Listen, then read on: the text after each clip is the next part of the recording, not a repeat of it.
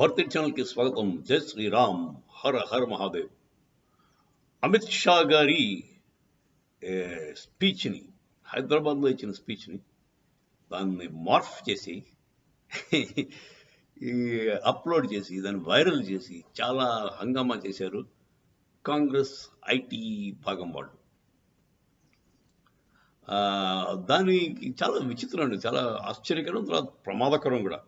ఎందుకంటే ఒక home minister, Amit Shah is not an ordinary guy, ఒక హోమ్ మినిస్టర్ తాలూకు స్పీచ్ని మార్ఫ్ చేయడం, దాన్ని ఏదో ఆర్టిఫిషియల్ ఇంటెలిజెన్స్ వాడారంట, వాడి చాలా పక్కాగా దాన్ని మార్చారు. దాన్ని మొత్తం అర్థం వచ్చేది అర్థం అంతా అక్కడ మార్చేసి అది ఎలక్షన్కి పనికొచ్చేలాగా ఒక ఆయుధం కింద తయారు చేసి వైరల్ చేశారు. చాలా తప్పు పొరపాటు చేసింది, వాడు చేసింది చాలా తప్పు పొరపాటు. ఏమైందంటే ఇప్పుడు అమిత్ షా గారు హైదరాబాద్ మీటింగ్లో 4% ముస్లిమ్స్కి ఓటు ఇచ్చి అదే పర్సెంట్స్ రిజర్వేషన్ ఇచ్చారు ఆంధ్ర, తెలంగాణ, కర్ణాటకలో. ఇది కరెక్ట్ కాదు, అసలు మతపరంగా రిజర్వేషన్ ఇవ్వడమే తప్పు అని రాజ్యాంగంలో ఉంది. అంబేద్కర్ గారు ఎప్పుడో చెప్పారు మతపరంగా రిజర్వేషన్ ఇవ్వకూడదు, ముస్లిమ్స్కి కానీ హిందూస్కి కానీ క్రిస్టియన్స్ కానీ రిజర్వేషన్ ఇవ్వకూడదు అని రాజ్యాంగంలో ఉంది. సో ఆ 4% ముస్లిం రిజర్వేషన్ తీసేసి దాన్ని ఎస్సీ, ఎస్టీ, ఓబీసీకి రీడిస్ట్రిబ్యూట్ చేస్తాను అని చెప్పి ఆయన అన్నాడు. దాన్ని తీసుకెళ్ళి వీళ్ళు మార్పు చేసి ఎస్సీ, ఎస్టీ, ఓబీసీ అందరికీ కూడా రిజర్వేషన్స్ అన్నది నేను తీసేస్తాను అని చెప్పి, మేము కానీ పవర్లోకి వస్తే రిజర్వేషన్స్ మొత్తం తీసేస్తాం అన్నట్టుగా అర్థం వచ్చేలాగా వీళ్ళు పెట్టారు. దాంతో వాళ్ళు ఏమనుకున్నారంటే ఓబీసీ, ఎస్సీ, ఎస్టీ అందరూ కూడా బీజేపీకి ఎగెన్స్ట్ అయిపోతారు, ఇప్పుడు గెలిచేద్దామని ఏదో ఉంది ప్లాన్, పెద్ద ప్లాన్. కానీ అది మామూలు చిన్న చిన్న లీడర్స్ మార్పు చేసి ఉంటే పర్వాలేదు, కానీ ఒక హోమ్ మినిస్టర్, అందులోనూ అమిత్ షా లాంటి పవర్ఫుల్ హోమ్ మినిస్టర్, అతని వీడియోని మార్పు చేసి దాన్ని వైరల్ చేయడం చాలా ప్రమాదకరమైన పని చేశారు. దాన్ని ఎట్టి పరిస్థితుల్లో క్షమించరాని నేరం అది. దాంతో మొత్తం మన సైబర్ క్రైమ్ పోలీసు వర్గం అంతా కూడా రంగంలోకి దిగిపోయి వాళ్ళు ఐడెంటిఫై చేశారు ఎక్కడెక్కడి నుంచి వచ్చింది. అస్సాంలో అప్లోడ్ అయిందా, హైదరాబాద్లో అప్లోడ్ అయిందా, అదేదో చిన్న మీమాంస. సో ఎక్కడ అప్లోడ్ అయింది, ఐపీ అడ్రస్లో దొరికేస్తాండి, దాన్ని బట్టి వాళ్ళు ఐడెంటిఫై చేస్తారు ఎక్కడి నుంచి. కాంగ్రెస్ వాళ్ళ పార్టీ ఆఫీస్ నుంచే వచ్చిందని తెలిసింది.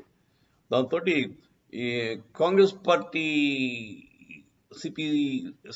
పార్టీ అధ్యక్షుడు మన Revanth Reddy, not only CM, మన పార్టీ అధ్యక్షుడు కూడా, Congress party local Andhra state, Telangana స్టేట్కి అధ్యక్షుడు. దాంతో అతనికి కూడా నోటీసులు జారీ చేశారు. అతన్ని ఢిల్లీ పోలీస్ వాళ్ళు సమన్ చేశారు, వచ్చి 1వ తారీఖులో ఎప్పుడో టైంలో మీకు కుదిరినప్పుడు వచ్చి కదలండి అని చెప్పి ఒక సమన్ పంపించారు ఢిల్లీ పోలీస్ వాళ్ళు. అంటే ఒక చీఫ్ మినిస్టర్ని సమన్ చేయడం నాట్ అన్ ఆర్డినరీ థింగ్ అండి. అతను అంటే బేసిక్గా మాట్లాడడానికే పిలిచారు, అరెస్ట్ ఏం జరగదు. కాకపోతే ఏమిటైంది, ఎందుకు అయింది, మీ ఆధ్వర్యంలో జరిగిందా? ఎందుకంటే హైదరాబాద్ నుంచే జరిగినట్టు మాకు తెలుసు. అది మార్ఫింగ్ అంతా కూడా ఇక్కడే చేసి అప్లోడ్ కూడా అక్కడే చేయించారు. దాంతో మీ కాంగ్రెస్ ఐటీ సెల్ ద్వారా జరిగింది. అది మరి కంట్రోల్ ఎవరికి ఉంది, దాని మీద కంట్రోల్ ఎవరికి ఉంది, మీ పెద్ద లీడర్ చెప్పకుండా చేస్తారా? ఇలాంటి అంటే చిన్న చిన్న నేరం కాదు కదా, ఇది చాలా భయంకరమైన నేరం. అందులోనూ ఎలక్షన్ని మొత్తం ట్రెండ్ మార్చే శక్తి ఉంది ఆ వీడియోకి. ఏముంది, అమిత్ షా ఎస్సీ, ఎస్టీ, ఓబీసీలకి రిజర్వేషన్ తీసేస్తున్నాడు అని చెప్పగానే కూడా పోయి ఎస్సీ, ఎస్టీ, ఓబీసీలు అందరూ కూడా ఓట్లు మనకి వేసేస్తారని కాంగ్రెస్ అనుకున్నాడు. కాకపోతే మనుషులంతా అమాయకులు కారండి. ఈ రోజుల్లో టెక్నాలజీ అంతా బాగా మారిపోయింది. రీచ్ అంటే మన సోషల్ మీడియా రీచ్ చాలా ఎక్కువగానే ఉంది. దాంతో వెంటనే రియాక్ట్ అయ్యారు మన బీజేపీ ఐటీ సెక్షన్ వాళ్ళు, బాగా ఇమీడియట్గా రియాక్ట్ అయ్యి వాళ్ళ మీద యాక్షన్ తీసుకున్నారు. సో ఇప్పుడైతే కాంగ్రెస్ మళ్ళీ డిఫెన్స్ మోడ్లోనే ఉంది. కాంగ్రెస్ వాళ్ళు బ్యాక్ బ్యాక్ ఫుట్లో బ్యాటింగ్ చేస్తారు. ఏం జరుగుతుందో చూద్దాం. తర్వాత ఇంకోటి విచిత్రం ఏంటంటే తెలంగాణలో కాంగ్రెస్కి బీజేపీకే డైరెక్ట్ పోటీ అని తెలియదు. ఇప్పుడు బీఆర్ఎస్ అనే పార్టీ ఎక్కడా కనపట్లేదు. బీఆర్ఎస్ కనుమరుగు అయిపోయింది.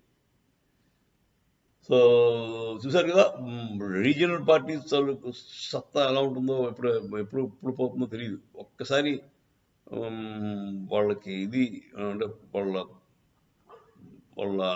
డౌన్ఫాల్ మొదలైందంటే మొత్తం శాంతం పోద్దండి.